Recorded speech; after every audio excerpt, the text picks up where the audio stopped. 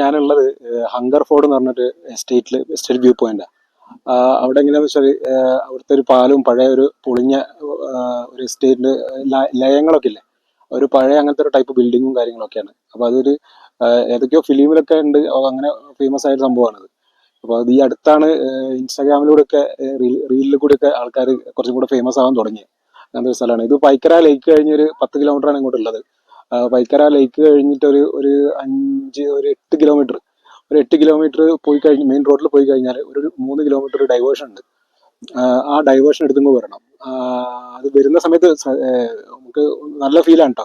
ഇവിടെ ഞാൻ കുറച്ച് ബൈക്കർമാരും അങ്ങനത്തെ കുറച്ച് ആൾക്കാരെ അല്ലാതെ വേറെ ആരെയും അവിടെ ഇങ്ങനെ കണ്ടിട്ടില്ല.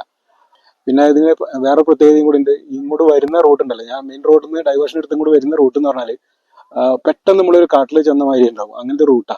ഞാൻ വീഡിയോയിൽ ഇടാം. നല്ല അത്യാവശ്യം നല്ലൊരു പൊളി മൂടുള്ള സ്ഥലമാണ്. കാണാനും നല്ല ഫോട്ടോസ് എടുക്കേണ്ട ആൾക്കാർക്കും വീഡിയോസ് എടുക്കേണ്ട ആൾക്കാർക്കും ഒക്കെ ഒരിക്കലും ഒരു നഷ്ടാവില്ല. അത് അത്രയും അടിപൊളി സ്ഥലം. നല്ല കുറച്ചു നേരം ഇവിടെ ഒന്ന് ഇരിക്കുക, നന്നായിട്ട് ഇരിക്കുക. അത് എന്താ പറയാ, ഒരു ശാന്തി മൂഡിൽ ഇരിക്കാൻ പറ്റുന്ന ആൾക്കാർക്കൊക്കെ, ഇഷ്ടമുള്ള ആൾക്കാർക്കൊക്കെ അത് നല്ലതാണ്. ഇവിടെ വേറെ പ്രശ്നം എന്താ വെച്ചാൽ ഇവിടെ ഇപ്പൊ ടിക്കറ്റ് ഈടാക്കുന്നുണ്ട്. അതായത് അത് കുറച്ച് കത്തിയാ, 100 റുപ്യ ഒരാൾക്ക്. അത് എവിടെ ഇല്ലാത്ത റേറ്റാ.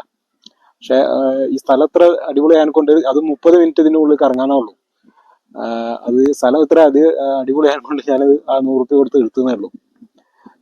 അപ്പം വരുന്ന ആൾക്കാർ വെറുതെ പൈക്കര കഴിഞ്ഞാൽ നേരെ ഊട്ടിയിലേക്ക് ഓടാതെ ഈ ഡൈവേർഷൻ കൂടെ ഒന്ന് എടുത്തു നോക്കിയാൽ കുറച്ചും കൂടെ ഒരു സെറ്റ് ആയിട്ടുള്ള സ്ഥലങ്ങൾ കിട്ടും.